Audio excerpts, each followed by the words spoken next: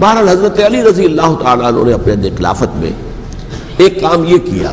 اب اس کی کیا مصلحتیں تھیں یہ تو انہی کے علم میں ہوگا، ہم قیاس کر سکتے ہیں اور میں اس تک میں نہیں جانا چاہتا۔ ابھی تک خلافت کا مرکز تھا مدینہ منورہ، حضرت ابوبکر، حضرت عمر، حضرت عثمان، وہی جہاں حضور صلی اللہ علیہ وسلم رہے تھے اور جہاں پر کہ حضور مدفون تھے۔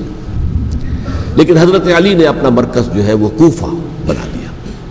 اچھا، اس کی ایک ظاہری وجہ یہ سمجھ میں آتی ہے کہ اسلام کا جو پھیلاؤ ہو گیا تھا، وہ سلطنت اتنی وسیع ہو گئی تھی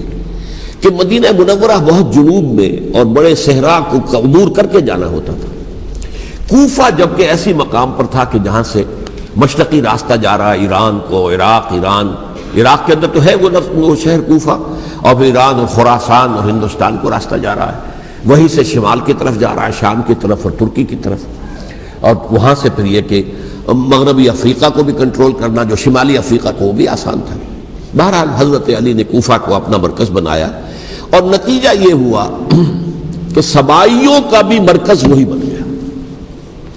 چونکہ انہوں نے اپنے آپ کو گردا گرد رکھا حضرت علی کے رضی اللہ تعالیٰ۔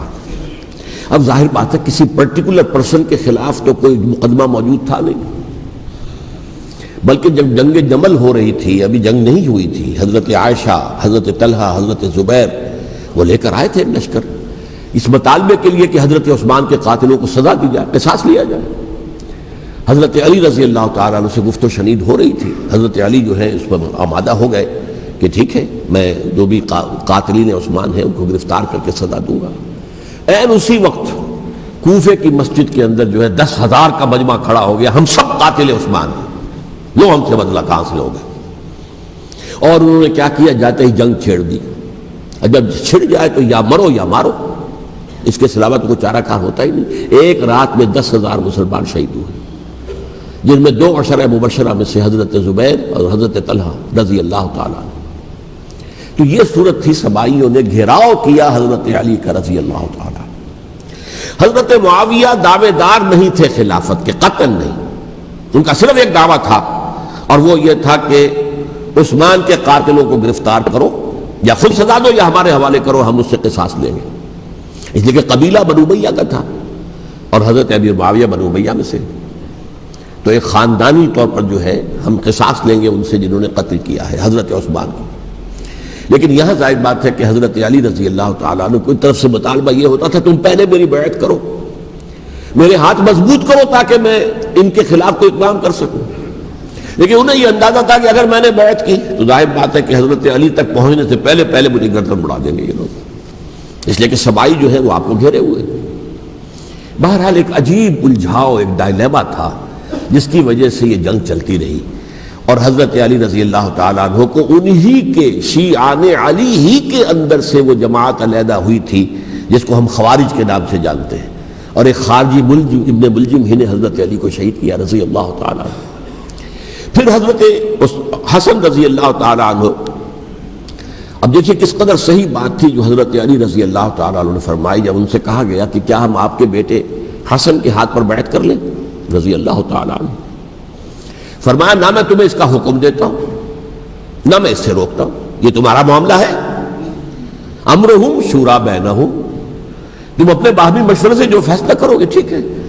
میں نہ حکم دیتا ہوں نہ روکتا ہوں۔ اس کا کیا مطلب ہے؟ باپ کے بعد بیٹے کی خلافت ہرگز حرام نہیں ہے، ورنہ کہتے کیسے ہو سکتا ہے میرا بیٹا؟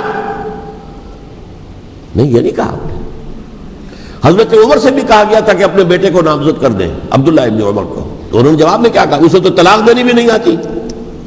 انہوں نے اپنی کسی زوجہ کو طلاق دی تھی اور اس میں جو صحیح ترین طریقہ ہے وہ اختیار نہیں کیا تھا، انہیں طلاق دینے تک نہیں آتی تو میں اسے خلیفہ بنا دوں۔ یہ نہیں کہا تھا کہ باپ کے بعد بیٹا خلیفہ نہیں ہو سکتا، یہ تو نہیں تھا، کہیں حرام نہیں ہے، نہ کتاب و سنت میں، نہ کوئی حدیث ہے، نہ کہیں قرآن مجید میں۔ تو حضرت علی نے بھی فرمایا رضی اللہ تعالیٰ، نہ میں روکتا ہوں نہ حکم دیتا ہوں، یہ تمہارا اپنا معاملہ ہے۔ بہرحال حضرت حسن رضی اللہ تعالیٰ عنہ نے حضرت امیر معاویہ سے صلح کر لی، خلافت ان کے سپرد کر دی۔ دیکھیے میں حضرت ابوبکر، حضرت عمر، حضرت عثمان، حضرت علی کے ساتھ حضرت حسن کے دور خلافت کو بھی خلافت راشدہ میں سے سمجھتا ہوں، اور تبھی 30 سال پورے ہوتے ہیں اس حدیث کے مطابق کہ حضور نے فرمایا خلافت 30 برس رہے گی پھر ملوکیت آ جائے گی۔ تو حضرت حسن کا بہت بڑا کارنامہ یہ ہے کہ اس خانہ جنگی کا دروازہ بند کر دیا، اور یہ پیشن گوئی تھی حضور کی صلی اللہ علیہ وسلم حضرت حسن کو، جب بچے تھے حضور کے انتقال سے پہلے، میرا یہ بیٹا مسلمانوں کے دو گروہوں میں صلح کرائے گا، یہ حضور کی پیشن گوئی تھی، اور وہ پیشن گوئی حضرت حسن کے علم میں بھی ہوگی یقیناً۔ بہرحال انہوں نے صلح کی حضرت امیر معاویہ کے ساتھ رضی اللہ تعالی عنہ، خلافت ان کے حوالے کر دی، اور کچھ شرائط تھیں طے ہو گئی، اللہ خیر صلی اللہ۔ حضور کی تو یہ پیشن گوئی جو ہے صحیح ثابت ہوئی کہ میرا یہ بیٹا مسلمانوں کے دو بڑے گروہوں کے درمیان صلح کرا دے گا، اور سبائیوں نے انہیں تانے دیے، یا عار المومنین، اے مومنوں کے لیے موجب عار، موجب شرم، تم نے بزدلی دکھائی، تم نے امیر معاویہ کو خلیفہ تسلیم کر لیا، تم نے بزدلی دکھائی، معاذ اللہ ثم معاذ اللہ ثم معاذ اللہ۔